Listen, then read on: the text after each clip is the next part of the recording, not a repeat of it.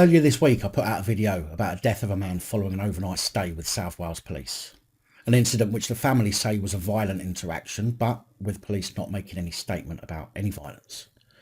24-year-old Mohammed Hassan was said to have been arrested for breach of the peace, taken to Cardiff Bay Police Station, where he was kept for some hours before being released the next morning. He is said to have later been found at home, unresponsive. The mainstream media made no reference to any injuries on the body, but his family insisted on a GoFundMe page set up to fund proceedings against South Wales Police that he was tasered twice, and through images they could see bite marks all over his body. Additionally, he stated that he was brutally kicked in the head and suffered injuries to his face and knee. It was dislocated and he struggled to walk. Witnesses say that he was covered in blood with significant injuries to his mouth. However, the police's own statement says early findings by the force indicate no misconduct issues and no excessive force.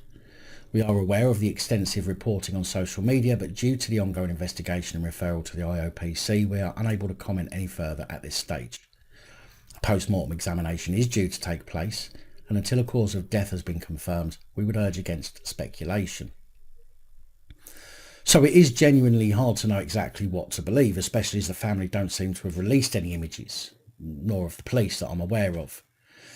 Anyway, the death sparked a protest this week where hundreds of people are said to have gathered outside Cardiff Bay Police Station holding banners and placards citing BLM, Black Lives Matter, Justice for Mohammed, among other things, and flares were said to have been let off as police stood guard.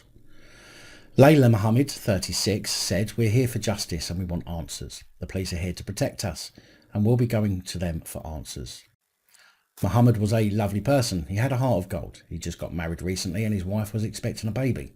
How do you think she feels? She deserves answers right now. Another protester, Nell Adams, said, "What happened to this boy? We do not stand for this. We are here today. We need to know why this happened. He was a young boy with a future and he was part of this community. But the community stands here broken. How do you expect us to feel safe?" Bianca Ali, who the media say is a key figure in the Black Lives Matter movement, said, "It was not shocking when the news broke. I was really saddened. We are here and we will react. They will not keep us quiet. Mohammed's story will be told and we will get justice. I want the truth. I want transparency."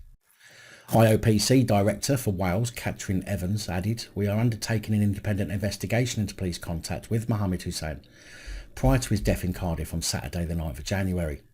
We were advised in the early hours of Sunday by South Wales Police that Mr Hassan was declared dead at a property on Newport Road. We are also advising that he had been arrested by police at the same address on Friday evening and been released from Cardiff Bay custody suite without charge at around 8:30 the following day.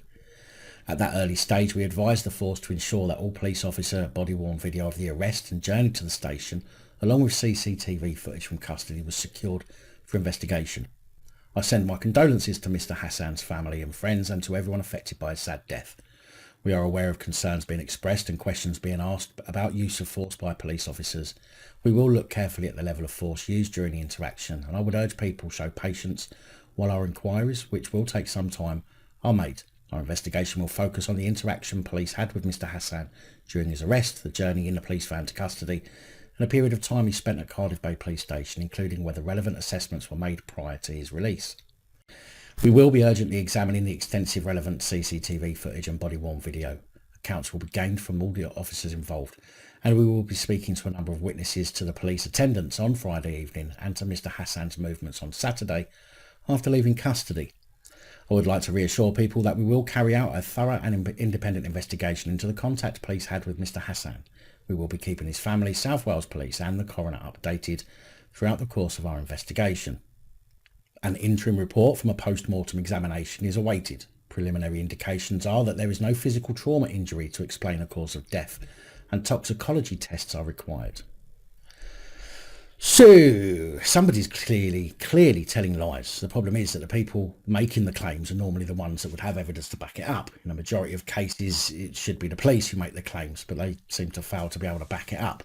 But with something like this, I personally would have expected the images, or some of them, to have been released by the family and friends, much like I called for the full, unedited clip of Bianca Williams' police stop when she uploaded a selected part of the video she is said to have taken at the incident in London last year.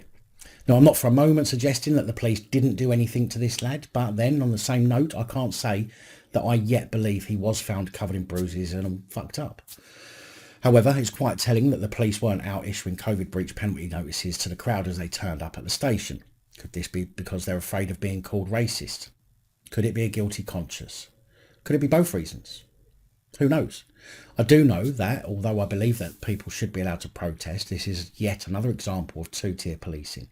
And this is one of the reasons respect for the police is waning. As I said in my other video, I do hope that the police didn't have to do with his death, but only time will tell. However, let's all remember something important here.